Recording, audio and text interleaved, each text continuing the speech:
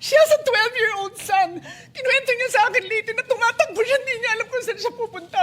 Kaya para sabihin niyo na walang nangyari. Napakasakit para sa aming lahat na nandito. And as I said, 2 pintuan na nagpo-protect sa akin sa putukan. Pero yung media, yung Senate staff, yung hindi naman makauwi dahil sila ang security, sila ang elevator women and boys natin, nandoon po sila. So dear colleagues, napakarami nang nangyari. And one more thing, wala ho akong sinisisi. Pero nung pagkatapos ng lahat, pagtingin ko ng group natin, yung dating majority group, walang ni isa sa inyong nangamusta sa amin. But I just want to make this quick statement. Parang walang nangyari. Yan po ang statement ng ating butihing Senadora Risa Hontiveros. Siguro po para sa inyong mga wala dito. Pero para sa amin na nandito, napakaraming nangyari. Takot na takot po ako na kailangan ko na magpaalam sa mga anak ko. At yung staff ko, 2 pintuan ang pagitan ko sa putukan. Yung staff ko na si Claire, na 20 years na sa akin, nandun siya sa labas. She has a 12-year-old son. Kinuwento niya sa akin lately na tumatakbo siya, hindi niya alam kung saan siya pupunta. Kaya para sabihin niyo na walang nangyari. Napakasakit para sa aming lahat na nandito. And as I said, 2 pintuan na nagpo-protect sa akin sa putukan.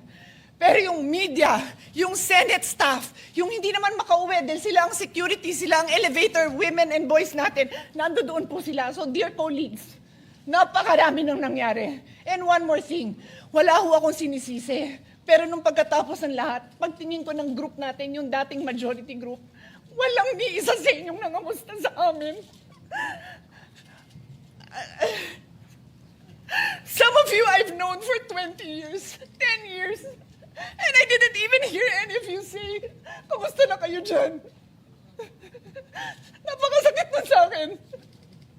Sobrang sakit. So yun lang ang masasabi ko. Yes, I am very ready to share my story, to ask questions. Pero kung wala ho kayo dito, huwag niyong questionin yung mga nangyari sa mga nandito. Dahil nandito kami, kasama ng staff namin, Senate staff. You have your own story. I respect that. But please respect my own story. Thank you, Mr. President. Minority Leader. Mr. President, yes, of course, we sympathize with the manifestation made by Senator Pia Cayetano. But my position